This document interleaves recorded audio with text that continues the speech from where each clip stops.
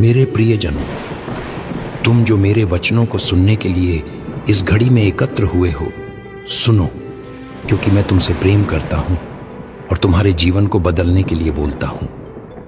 मैं जानता हूं कि तुम्हारे हृदय में कितनी उलझने हैं, कितनी पीड़ाएं हैं और कितनी गहराइयों में तुम छिप कर जीते हो, परंतु मैं वह हूं जो तुम्हें भेद कर देखता हूं। सितंबर का यह महीना तुम्हारे जीवन में केवल समय का एक टुकड़ा नहीं है, यह एक अवसर है, यह एक चेतावनी है और यह एक आशीर्वाद भी है।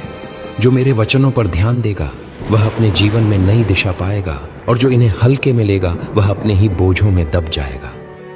तुम सोचते हो कि समय यूं ही गुजरता है, पर हर महीना, हर दिन तुम्हारे आत्मा की परीक्षा है। सितंबर में मैं तुमसे कहता हूं कि ध्यान दो, क्योंकि बहुत से लोग सोते सोते आध्यात्मिक रूप से अंधे हो गए हैं। वे प्रार्थना करना भूल गए हैं, वे कृतज्ञ होना भूल गए हैं, वे अपने हृदय को पवित्र रखना भूल गए हैं। तुम दुनिया के शोर में इतने डूब गए हो कि मेरी धीमी और कोमल आवाज तुम्हारे कानों तक नहीं पहुंचती। इसलिए इस महीने मैं तुम्हें चेतावनी देता हूं कि उठो, जागो और अपने मार्गों को सीधा करो।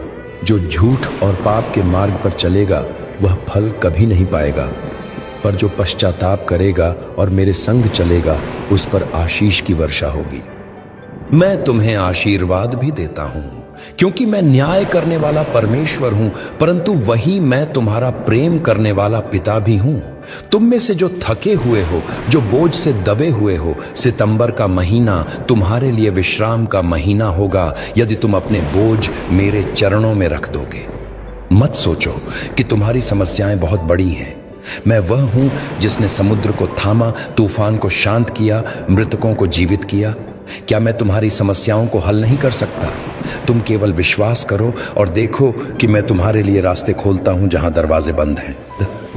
परंतु साथ ही मैं तुम्हें चेतावनी देता हूं, यदि तुम मेरी आशीष केवल अपने सुख के लिए चाहते हो और अपने जीवन को पाप से नहीं हटाते, तो तुम केवल बाहरी आशीषें पाओगे, पर आत्मा खाली रह जाएगी। और यदि आत्मा खाली है तो शैतान तुम्हें बहका देगा। सितंबर में मैं चाहता हूं कि तुम अपनी आत्मा की जांच करो। अपने संबंधों को देखो, क्या उनमें सच्चा प्रेम है या स्वार्थ? अपने काम को देखो, क्या उसमें ईमानदारी है या छल? अपने विचारों को देखो, क्या उनमें शांति है या क्रोध और कटुता? मैं उन लोगों को आशीर्वाद देता हूं जो अपने परिवार को प्रेम करते हैं, जो गरीबों की मदद करते हैं, जो दूसरों के लिए प्रार्थना करते हैं।